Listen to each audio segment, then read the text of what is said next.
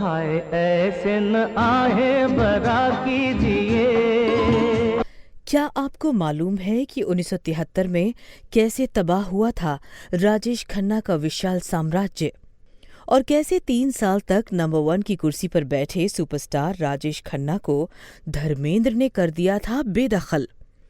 क्या आपको मालूम है कि 1973 में किशोर कुमार के गाने क्यों नहीं आ रहे थे राजेश खन्ना के काम? और 1973 में मोहम्मद रफ़ी के किस गाने ने राजेश खन्ना की लंका में लगा दी थी आग?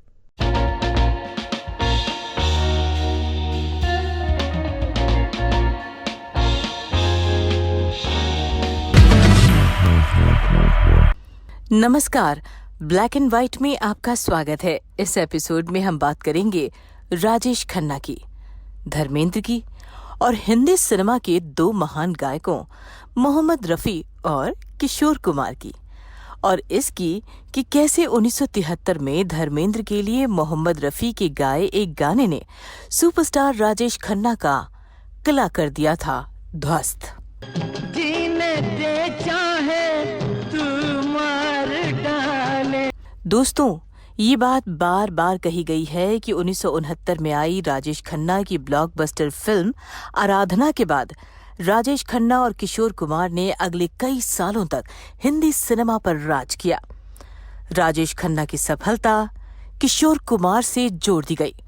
बाजार मान बैठा था कि राजेश खन्ना और किशोर कुमार की जोड़ी जब तक चलती रहेगी उन पर पैसे बरसते रहेंगे।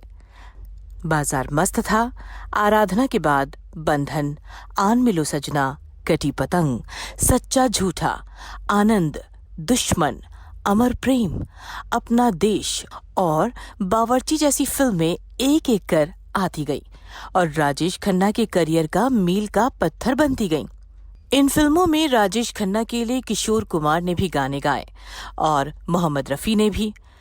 लेकिन सभी जानते हैं कि 1969 के बाद 1975 के बीच बोलबाला किशोर कुमार का ही रहा। इस दौरान ज्यादातर संगीतकारों ने मोहम्मद रफ़ी से कन्नी काट ली, सिवाय लक्ष्मीकांत प्यारेलाल के और कुछ हद तक मदन मोहन के।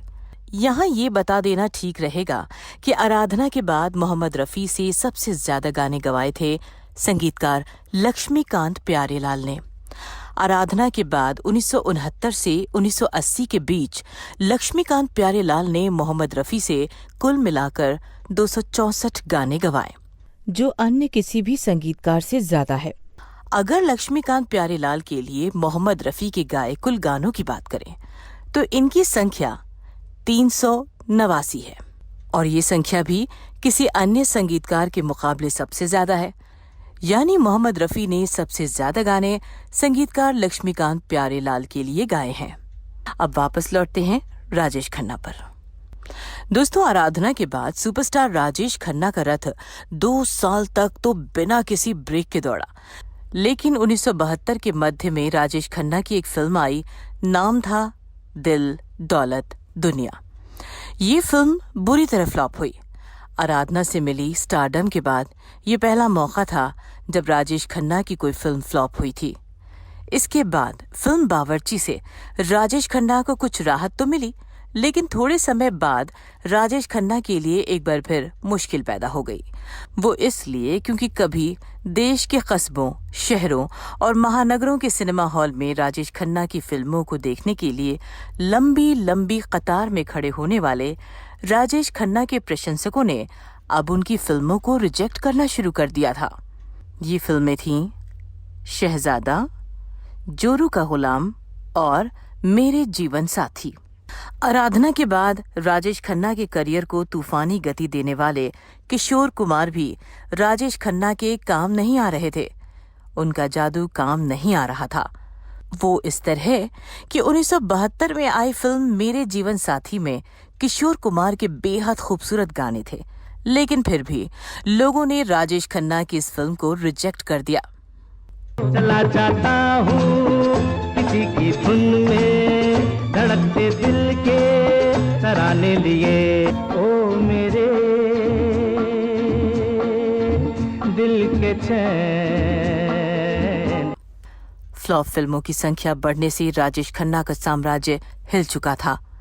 उसमें सेंध लगाई जा चुकी थी। राजेश खन्ना बेचैन थे। 1972 के आखिर में उनकी एक फिल्म आई, मालिक। राजेश खन्ना ने इसके प्रचार में पूरा जोर लगा दिया, लेकिन अफसोस ये फिल्म भी कुछ खास नहीं कर पाई और आखिरकार फ्लॉप हो गई। यूं तो 1972 में आई राजेश खन्ना की 10 फिल्मों में से कुछ एक को छोड़कर ज्यादातर फिल्में हिट रहीं, लेकिन ये भी सच है कि अब उनकी फ्लॉप फिल्मों की संख्या बढ़ती जा रही थी। 1972 के बाद आया 1973। कहा जाता है कि 1973 का साल राजेश खन्ना के लिए अच्छा नहीं रहा। 1973 में धर्मेंद्र की 7 हिट और सुपरहिट फिल्में आईं।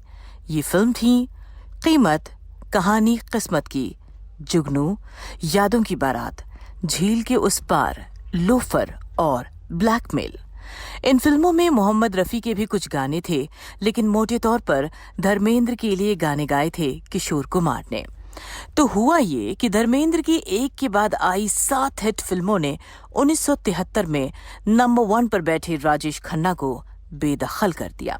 1969 में राजेश खन्ना आराधना में किशोर कुमार के नाव पर सवार होकर नंबर 1 की तरफ बढ़े थे, लेकिन 1973 में किशोर कुमार की आवाज ने राजेश खन्ना के मुकाबले धर्मेंद्र को ज्यादा फायदा पहुंचाया।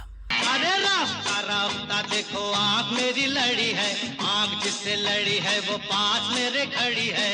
पल पल दिल के पास। कहा जाता है कि 1973 में राजेश खन्ना के कमजोर पड़ चुके किले को आखिरी धक्का दिया था फिल्म लोफर के मोहम्मद रफी के इस गाने ने। तेरे हाथों में अब मेरी जान है। जानकारों का मानना है कि 1973 में राजेश खन्ना को सबसे ज्यादा चोट धर्मेंद्र और मुमताज के इसी गाने ने दी थी।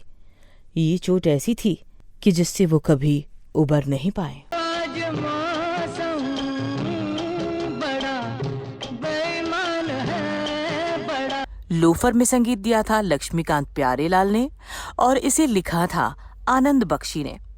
बेईमान है आज मौसम। तो इस एपिसोड में आज बस इतना ही।